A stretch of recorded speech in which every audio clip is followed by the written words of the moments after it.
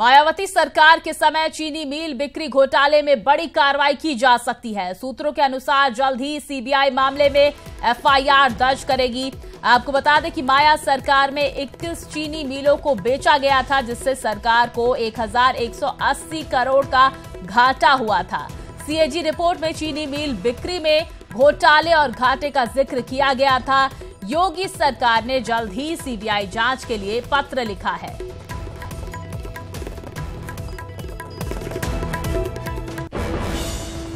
Baspa supremo Mayawati के खिलाफ CBI ने जांच शुरू कर दी है। ये वो मामला था जिसमें 21 चीनी मिलों को लगभग 1200 करोड़ रुपए में नियमों को ताक पर रखकर बेच दिया गया था। सीबीआई ने जांच बाकायदा शुरू कर दी है। इस जांच में अब पूर्व बसपा नेता नसीमुद्दीन सिद्दीकी, सतीश चंद्र मिश्रा समेत बसपा सुप्रीमो मायावती पर शिकंजा कस गया। सीबीआई की जांच की शुरुआत के बाद अब ऐसे बहुत सारे लोग होंगे जो इस पूरे मामले में दायरे में आ जाएंगे। जो एक टीम है सीबीआई की, उसने पूरे मामले को टेक ओवर कर दिया और जांच बाकायदा शुरू कर दी गई। ऐसे में साफ है कि बसपा सुप्रीमो समेत कई बड़े नेताओं और अफसरों का नपना तय है। वीडियो जर्नलिस्ट अखिलेश रस्तोगी के साथ अजीत सिंह, न्यूज 18 लखनऊ। और इस खबर पर तमाम जानकारियां देने के लिए हमारे साथ Amitabh Agnihotri, executive editor news 18 जुड़ गए हैं। अमिताभ जी, जल्द ही मायावती पर सीबीआई का शिकंजा कस सकता है, साथ ही कई बड़े नाम भी इसमें शामिल होने की बातें आ सकती हैं। जी बिल्कुल, एक बड़ा मुद्दा है और लंबे अरसे से ये मुद्दा राजनीतिक क्षेत्र में और सामाजिक क्षेत्र में चर्चा का विषय भी रहा। 21 चीनी मिलों को मायावती जी के समय में बेचा गया, सरकारी चीनी मिलों को।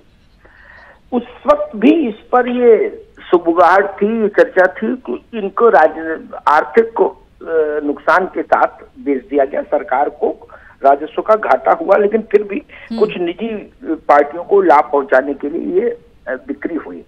इस पर विवाद हुआ, इस पर जांच की प्रक्रिया शुरू हुई।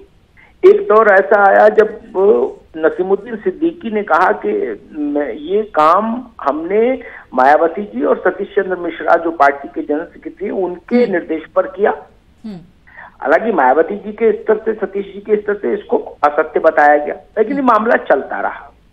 अब 21 अप्रैल को उत्तर प्रदेश सरकार ने सीबीआई को एक चिट्ठी लिखी और सरकार ने कहा कि भाई ये मामला हाई प्रोफाइल है और इस मामले में जो लोग आरोपी हैं वो लोग विभिन्न राज्यों में हैं, इसलिए ये इंटर स्टेट मामला है, हाई प्रोफाइल मामला, इसलिए इसकी जांच सीबीआई करे। तो अब ये मामला आ गया सीबीआई के डोमेन में, सीबीआई की परिधि में। स्वाभाविक है, एक तो ये आर्थिक अपराध का मामला है, वो तो एक विशुद्ध कानूनी मसला है, लेकिन इसका एक राजनीतिक डायमेंशन भी है, एक राजनीतिक आयाम भी है। ये प्रक्रिया तेज हुई फूलपुर और गोरखपुर के चुनाव के नतीजों के बाद। इसलिए स्वाभाविक है बसपा और समाजवादी पार्टी जो बसपा की सहयोगी है, यह लोग ये कहेंगे कि बसपा प्रमुख को सीबीआई के चंगुल में फंसाने की कोशिश की जा रही है राजनीतिक कारणों से। क्योंकि जो टाइमिंग है वो थोड़ा सा स्कोप देती है इस ढंग की आरोपों को लगाए जाने के लिए। ये महत्वपूर्ण विषय है मुझे लगता, क्योंकि अगर ये गठबंधन के ऐलान से पहले चिट्ठी गई होती उत्तर प्रदेश शासन से सीबीआई को के लिए, केंद्र को, तब शायद ये आरोप बहुत पुख्ता ढंग से चस्पा नहीं होता।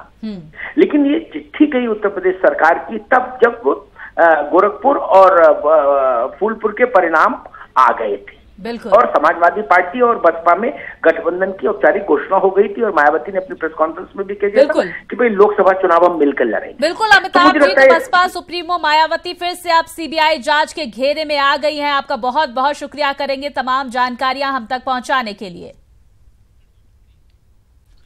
वहीं सुप्रीम कोर्ट ने सरकारी आवास पर बड़ा फैसला देते हुए कहा है कि यूपी के सभी पूर्व मुख्यमंत्री अब सरकारी बंगले में नहीं रह सकेंगे। पहले सभी पूर्व मुख्यमंत्रियों को जिंदगी भर के लिए सरकारी आवास रहने के लिए मिलता था, लेकिन सुप्रीम कोर्ट ने अब इस प्रावधान को रद्द कर दिया था। जिन पूर्व मुख्यमंत्रियों को बंगला खाली करना है उसमें मुलायम सिंह यादव, मायावती, राजनाथ सिंह, नारायण दत्त तिवारी, कल्याण सिंह और जगदम्बिका पाल शामिल है। एमिक्स क्यूरी गोपाल सुब्रमण्यम ने ताउम्र आवास दिए जाने पर आपत्ति जताई।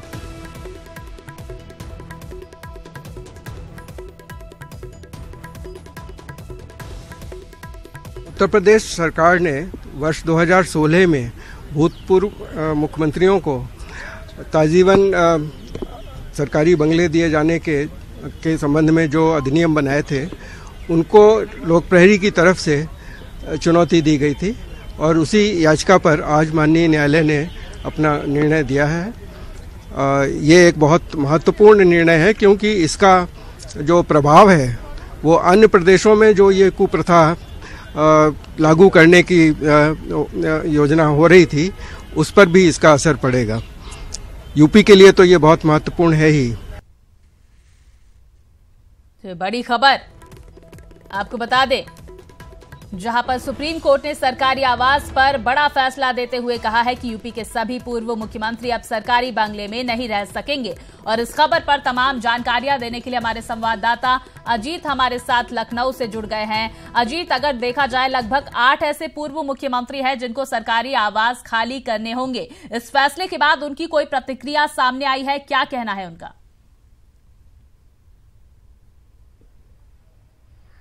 देखिए, बिल्कुल स्वाति, सुप्रीम कोर्ट ने ये बड़ा फैसला किया है और इसके पहले भी कहा गया था कि बंगले खाली कराए जाएं, लेकिन अमल नहीं किया गया। सुप्रीम कोर्ट ने फिर ये आदेश किया कि इन बंगलों को खाली कराया जाए। जो सरकारी खर्च आ रहा है जनता के पैसे का, करोड़ों का, वो सब नहीं खर्च कर सकते और ताउम्र किसी भी पूर्व मुख्यमंत्री को बंगला नहीं दिया जा सकता। उसमें चाहे मुलायम सिंह यादव हो, अखिलेश यादव हो, मायावती हो, नारायण दत्त तिवारी हैं, जगदम्बिका पाल हैं, कल्याण सिंह हैं, सभी लोगों को अपने बंगले खाली कराने होंगे। राजनाथ सिंह है जो गृह मंत्री हैं इस समय केंद्र सरकार में। तो निश्चित तौर पर इस आदेश के बाद जरूर खलबली मच गई है उन लोगों को, लेकिन अभी तक किसी की कोई प्रतिक्रिया नहीं है। लेकिन सरकार की तरफ से यह बयान जरूर जारी किया गया है कि सब जो सुप्रीम कोर्ट का फैसला है उस पर अमल किया जाएगा और जनता के पैसे को बर्बाद नहीं किया जाएगा। तो निश्चित तौर पर इन बंगलों को खाली करना होगा। लेकिन जो सबसे बड़ी बात है स्वाति, कुछ बंगले ऐसे हैं जो देखने में तो एक बंगले हैं लेकिन उसके अंदर 4 बंगले जैसी सुविधाएं हैं और 4 बंगले की जमीनें। पहला उदाहरण मायावती का आवास, जहां हम खड़े, हमारे बाएं हाथ पर बसपा सुप्रीमो मायावती का बंगला और कई एकड़ों में बना है। लगभग 4 से 5 घर तोड़कर यह बंगला बनाया गया था, यानी कहने को 4 बंगला है लेकिन मौके पर एक बंगले में दर्शाया जा रहा है और काफी लंबे समय से इसको इस तरीके से बनाया गया कि एक बंगला हो। अगर ये सामान्य तौर पर दिया जाता किसी को तो इसमें 4 बंगले तैयार होते। तो निश्चित तौर पर 4 बंगले की जमीन और एक बंगला। दूसरा अखिलेश यादव का बंगला जो 2 घर तोड़कर बनाया गया है, यानी वो 2 बंगले के बराबर एक बंगला है। तो निश्चित तौर पर उसका खर्च ज्यादा आता है, सरकारी खर्च ज्यादा आता है, सुरक्षा के खर्च ज्यादा आते हैं। तो अब सुप्रीम कोर्ट के आदेश के बाद जनता के हित में सुप्रीम कोर्ट का ये फैसला आता हुआ नजर आ रहा है। बहुत बहुत शुक्रिया करेंगे तमाम जानकारियां हम तक पहुंचाने के लिए।